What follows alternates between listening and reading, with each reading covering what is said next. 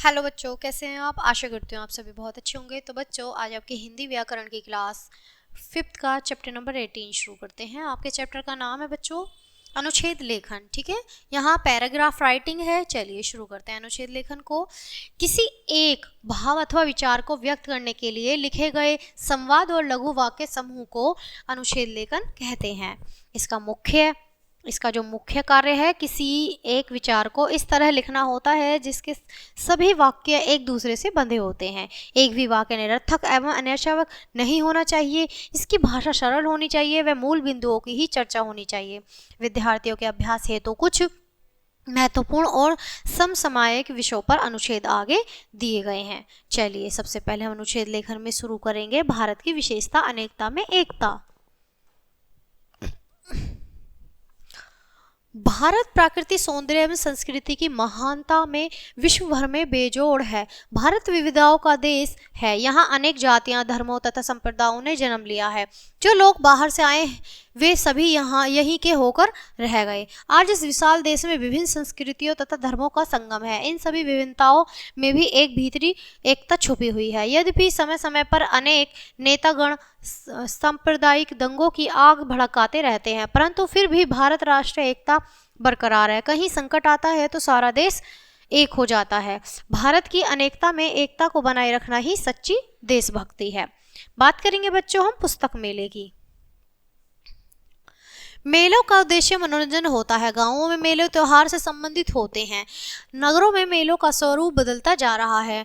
कला मेला, वस्त्र मेला, शिल्प मेला, वसंत मेला, सेब मेला, व्यापार मेला आदि विभिन्न तरह के मेलों का आयोजन होने लगा है। इसी क्रम में पुस्तक मेलों का भी आयोजन होने लगा है। इसमें प्रकाशन अपने अपने प्रकाशनों द्वारा प्रकाशित पुस्तकों को भी सभी स्टॉलों में प्रदर्शित करते हैं।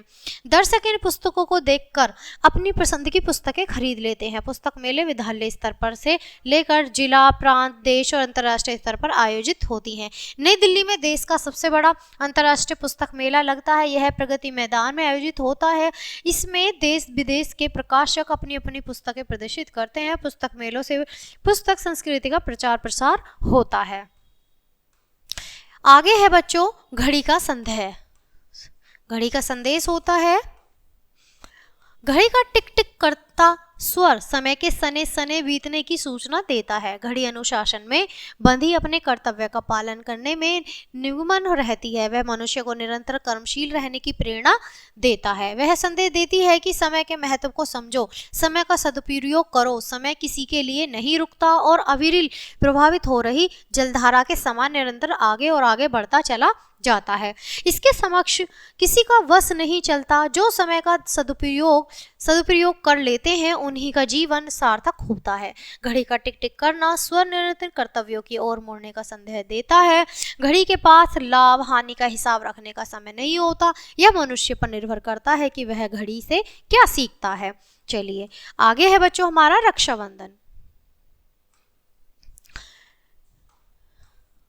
रक्षाबंधन भाई बहन के प्रेम का पवित्र त्योहार है। यद्यपि यह त्योहार प्रमुख रूप से हिंदुओं का है, परंतु अन्य धर्मों के लोग भी इसे उत्साह, उमंग और उल्लास से मनाते हैं। यह श्रावण मास की पूर्णिमा को मनाया जाता है।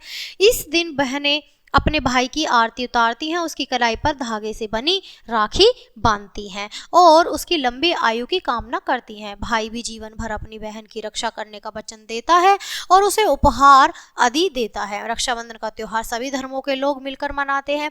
चित्तौड़ की महारानी करमबती ने मुगल बादशाह हुमायूं को राखी भेजी थी। रक्षाबंधन का यह पवित्र त्योहार भारत की एकता का प्रतीक है। तो बच्चों ये था आपका अनुच्छेद लेखन जो बहुत ही ज़्यादा अच्छा था।